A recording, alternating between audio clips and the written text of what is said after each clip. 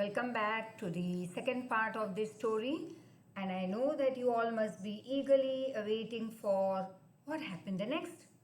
So let's see. Now, this was the slide which we had done as in the previous video as the last slide, and here you could see that how the person that is who has written all these things in a letter, that soldier, how is he describing everything in that letter to Connie? And you will see who is the Connie over here. And let me remind you how the people from the German side, all the soldiers were coming with their great big coats and with that bottle on their head and telling them Merry Christmas and all. And the British side, they were a bit in doubt that maybe they are coming to attack us. But later on they found it that no, it was nothing like that. It was that these soldiers were trying to make peace in the middle of this war. Peace in their own way on the battlefield where they were posted. So now as we move ahead, now the writer of this letter is continuing and he is saying to Connie that you cannot imagine, dearest Connie, my feelings as I looked into the eyes of the Fritz officer. Now once again remember, Fritz मतलब कौन होगा? German. Tommy कौन होगा? A common word used for all the Britishers. So he said that I looked into the eyes of this Fritz officer who came near me, that is approached me, hand outstretched, मतलब कि handshake करने. Hans Wolf, he said, it's just like saying that, oh, how are you and all. Gripping my hand warmly and holding it. Gripping मतलब ऐसा हाथ पकड़ना. Shaking my hand but very gently and then telling me, I am from Dusseldorf. I play cello. Cello is an instrument but bigger than violin. तो मैं orchestra में play करता हूँ. Happy Christmas, Captain Jim Macpherson, I replied. That is, I am Captain Jim Macpherson and a happy Christmas to you too. तो German side का जो था वो कौन था? डेसल्डॉर्फ, जो सेलो प्ले करता था कभी कभी ऑर्केस्ट्रा में अपनी नॉर्मल लाइफ में. और जो आई है जो लेटर लिख रहा है वो कौन है? जिम. और दोनों एक दूसरे को मेरी क्रिसमस कह रहे हैं. अब जिम कहता है I am a school teacher from Dorset in the west of England. अब आगे, Dorset, that man from the German smile. I know this place, I know it very well. अब दो जर्मनी से जो वो था फ्रिट्स, उसने क्या कहा? ओह डॉसेट, ये जगह का तो मुझे पता है, मुझे बहुत अच्छी तरह से पता है ये जगह Dorset. We shared my rum ration and is excellent sausage. और हम लोगों ने अब ये क्या शेयर किया एक दूसरे के साथ? अपना खाना पीना. एंड वी टॉक, फिर हम बातें करते गए. Connie, how we talked. अब ये जो लेटर लिख रहा है वो कॉनी को क्या बता रहा है लेटर में? कि पता नहीं कैसे लेकिन बातें होती रही. दोनों दुश्मन पार्टी थी, फिर भी हम दोनों बात करते गए. He spoke perfectly in English, और वो जर्मन था फिर भी बहुत अच्छी इंग्लिश बोल लेता था. But it turned out that he had never set foot in Dorset, never he had been to England. हाँ, इंग्लिश अच्छी बोल लेता था लेकिन इसके पहले कभी वो ना तो इंग्लैंड आया था, ना कभी डॉसेट में अपने पैर रखा था. पैर रखना मतलब कभी डॉसेट नहीं आया था वो. He had learned all he knew of England from school and from reading books in English. और शायद ये जर्मन को इंग्लिश कैसे इतनी अच्छी आती थी? शायद उसने स्कूल में कुछ पढ़ा होगा या इंग्लिश बुक्स रीड की होगी. His favorite writer was Thomas Hardy. His favorite book was Far from the Madding Crowd. So out there in no man's land. तो अब उस जर्मन की फेवरेट बुक कौन सी थी? Far from the madding crowd. और writer कौन था favourite उस जर्मन का? Thomas Hardy. और फिर ये नो मैंस लैंड पे हम बात करते गए. अब ये नो मैंस लैंड क्या है? If you remember dear children, I told you, एक ऐसी जगह, यहाँ पे जर्मन आर्मी, यहाँ पे ब्रिटेन आर्मी, बीच का जो एक एरिया था दैट वाज, कोई उसका ओनर नहीं था, it was known as no man's land. तो यहाँ पे हम मिले, बातें करते गए। अब बातें कैसी, गॉसिप नहीं, it was something very interesting. Like we talked about Bathsheba, Gabriel Oak, sergeant Troy and Dorset. बहुत सारी बातें की, बड़े बड़े ऑथर की बातें की, अच्छी जगहों की बातें की, हमने नॉलेज शेयर किया एक दूसरे से। He had a wife and one son, और उस जर्मन सोल्जर की एक वाइफ थी, एक बच्चा था जो 6 महीने पहले ही बॉर्न हुआ था। As I looked about me, there were huddles of khaki and grey everywhere. अब जैसे मैंने यहाँ वहाँ देखा, मेरी दोनों और तो क्या देखा, हडल्स ऑफ खाकी एंड ग्रे, मतलब बहुत सारे लोग इकट्ठा हो गए थे खाकी कपड़ों में, ग्रे कपड़ों में, on no man's land, smoking, laughing, talking, drinking, eating. क्यों भाई? They were enjoying. They were trying to make peace in this wartime. They also wanted to enjoy Christmas, right? And here you can see the meaning. Now as we move ahead, that person is saying, he is writing in his letter that Hans Wolf and I shared what was left of your wonderful Christmas cake, Connie. अब Connie ने Christmas cake जो दिया था, वो ये आदमी बता रहा है कि तुमने जो मुझे क्रिसमस केक दिया था, वंडरफुल क्रिसमस केक, वो मैंने और हैंस वुल्फ ने शेयर करके खा लिया।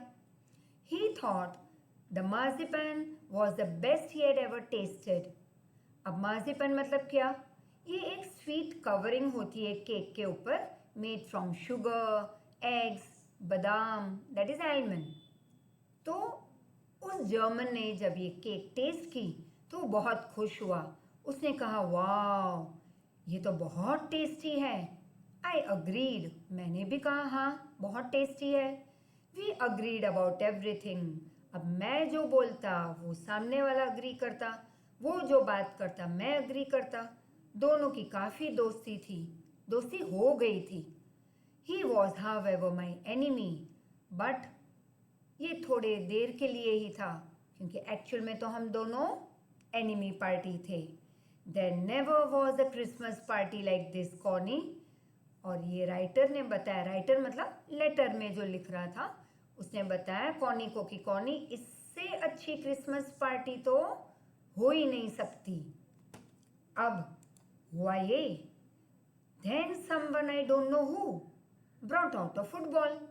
अब कोई फुटबॉल लेके आ गया, कौन था पता नहीं, लेकिन हमारे दो पार्टी में से कोई था।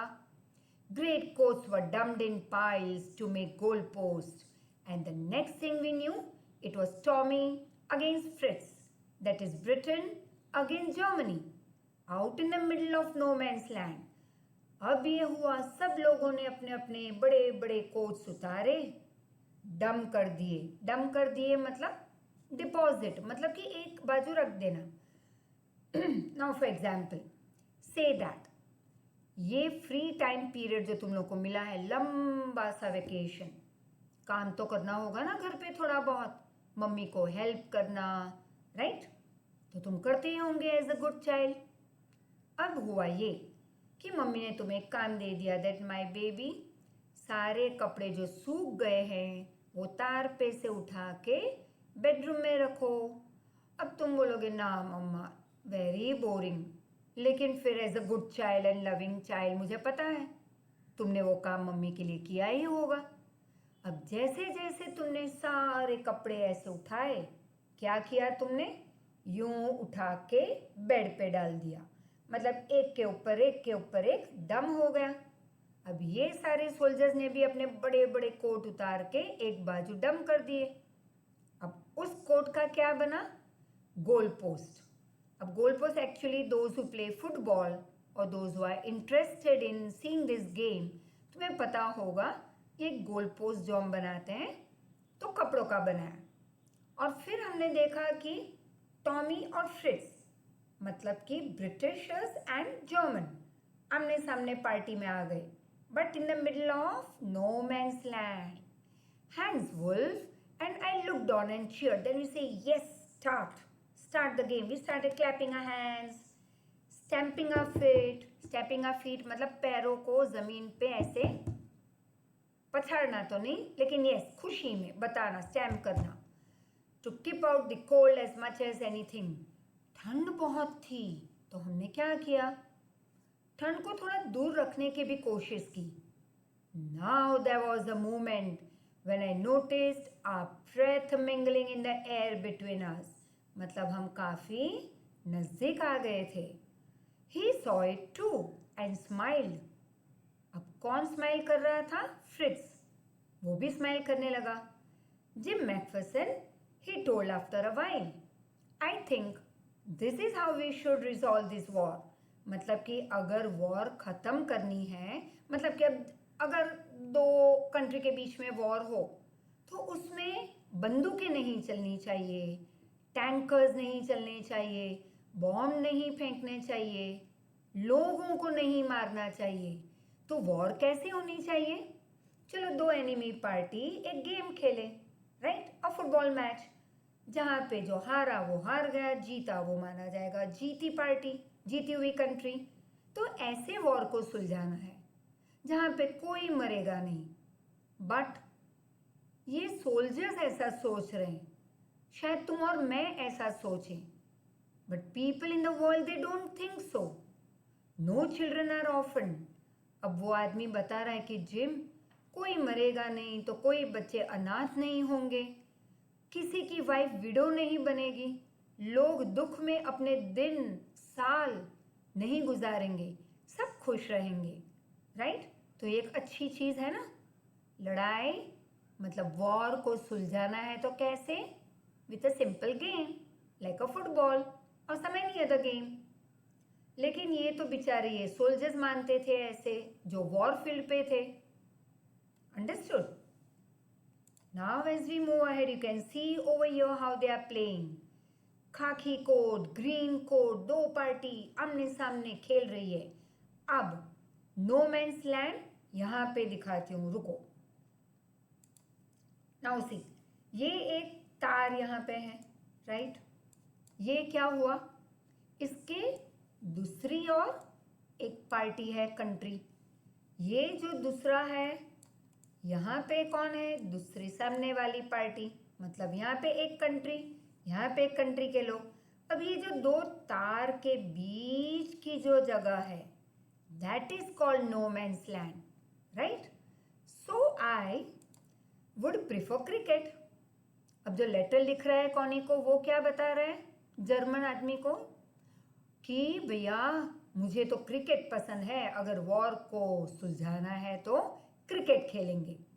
Then we Tommies could be sure of winning, possibly, probably, that is. अब ब्रिटिशर्स, इंग्लैंड वाले एकदम बहुत खास हैं क्रिकेट खेलने में, बहुत स्मार्ट.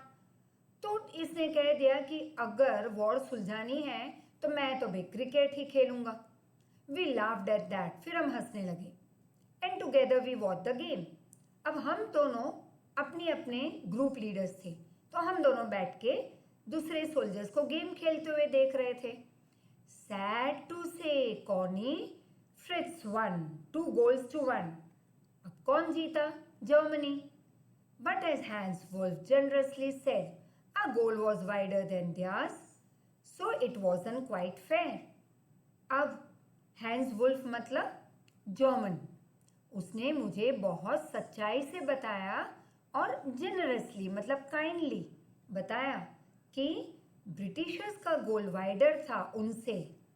पर ठीक है, अपना अपना दुख भुलाने के लिए, थोड़ी देर खुश होने के लिए एक गेम उन्होंने प्ले कर ली. Now it so happened the time came and it was all very soon. When the game was over, snacks and rum and sausage had long since run out and we knew it was all over. अब देखो दुख हो रहा है सबको. क्यों भाई? Game खत्म हो गई. कौन जीता कौन हारा फिक्स हो गया गेम में. अब जो उनके पास रम और जो मिठाइयाँ या केक्स और जो मीट की बनी हुई चीज़ें थी, सब खत्म। अब उनको पता चला कि फिर से चले जाओ अपने अपने एरिया में। ये एक दुख की बात थी ना, मतलब खुशी का माहौल end. I wished Hans well. अब मैंने हैंस को क्या कहा? All the best for your future and told him I hope he would see his family again soon, that the fighting should end very soon and we could all go home. अब मैंने अपने German दोस्त को बताया कि all the best for your future, तुम जल्दी घर पहुंचो, ये वॉर एंड हो जाए, तुम अपनी फैमिली को मिलो और हम सब अपने अपने घर जाएं। I think that is what every soldier wants on both the side. अब देखो, ये सही बात है। वो जर्मन सोल्जर हैंस वुल्फ ने क्या बताया कि सारे सोल्जर की एक ख्वाहिश होती है, इच्छा होती है कि भाई वॉर ख़त्म हो, हम अपने अपने घर जाएं, अपने प्यारे घर वालों को मिले, गले लगे उनसे, बहुत सारे दिन उनके साथ रहे, खुशियाँ मनाएं। टेक केयर, उसने भी मुझे कहा, Jim McPherson, take care, I shall never forget this moment, no you. और उसने मुझे क्या कहा कि जिम, ये आज का दिन तुम्हारे साथ और तुम्हें मैं कभी नहीं भूल पाऊंगा। He saluted, that is he saluted and walked away from me slowly but unwillingly, मतलब बिना इच्छा के। उसका मन तो नहीं था कि ये टाइम और उसे मेरे साथ स्पेंड करना था, बट जाना तो पड़ेगा। आई फेल्ट, ऐसे मुझे लगा कि हम दोनों की इच्छा नहीं थी कि हम अलग हो। He turn to wave just once, फिर एक बार वो ऐसे टर्न हुआ बाय करने के लिए, and then became one of the hundreds of grey coated man moving, that is drifting back towards their trenches. Trenches याद है ना, वो खड्डा लंबा सा। तो फिर वो टाइम आ गया जब दोनों पार्टी अपने अपने जगह पे चली गई, अपने अपने ट्रेंचेस में चले गए। And that night back in a dugout, मतलब trenches, we heard them singing a carol. अब उस रात को मैंने सुना कि वो लोग क्या गा रहे थे? कैरॉल। कैरॉल मतलब रिलीजियस फोक सॉन्ग, जैसे हम कहते हैं भजन हमारे हिंदूज में, वैसे उनका जैसे क्रिश्चियंस एंड ऑल वो कैरल्स गाते हैं। Particularly it is connected with Christmas time and singing it quite beautifully. अब ये जर्मन लोग क्या गा रहे थे? कैरॉल बहुत अच्छे से गा रहे थे। It was stillness, silent night, our boys gave them a rousing chorus of while shepherd watched। अब ये जो सॉन्ग्स हैं ये दो, वो हम दोनों और से हम लोग गा रहे थे। We exchange carols for a while, फिर एकदम पीस, शांत। We had our time. अब वी हैड आर टाइम मतलब हमने हमारा अच्छा टाइम पास किया। वो टाइम कैसा था? पीस, एक दूसरे के लिए अच्छी सोच, एक दूसरे के लिए एक अच्छी प्रे करना। A time I will treasure as long as I live. Treasure मतलब जब तक मैं जिंदा रहूँगा तब तक ये टाइम मैं बचा के रखूँगा और याद करता रहूँगा, क्योंकि मेरे लिए ये ट्रेजर है, very expensive, best time of my life. Dearest Connie, by Christmas time next year, this war will be nothing. अब ये वॉर एक साल तो शायद नहीं चलेगी। नेक्स्ट ईयर क्रिसमस तक सब कुछ ठीक हो जाएगा, but a distant and terrible memory. लेकिन ये जो मेमोरी है वो बहुत टेरिबल होगी, मतलब कि वॉर, दुखी जो चीज़ें हम यहाँ पे सीन्स देख रहे हैं, जो टाइम पीरियड हम पास कर रहे हैं, वो हमारे दिमाग में रहेगा हमेशा। I know from all that happen today how much both आर्मीज long for piece. और आज जो हुआ ये बता रहा है कि दोनों दुश्मन पार्टी के सोल्जर्स को क्या चाहिए था? Peace. We shall be together again soon, I am sure of it. Your loving Jim. और जिम कॉनी को क्या बता रहा है कि हम जल्द मिलेंगे डियर कॉनी, और मुझे पता है कि हम ज़रूर मिलेंगे.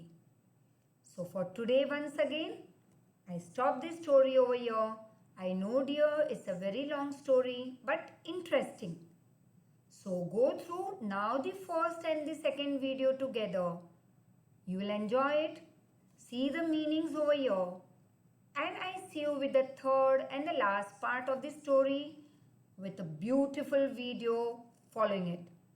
And yes, question answers too will be provided to you. Till then, enjoy. Thank you, babies. Thank you so much. See you soon.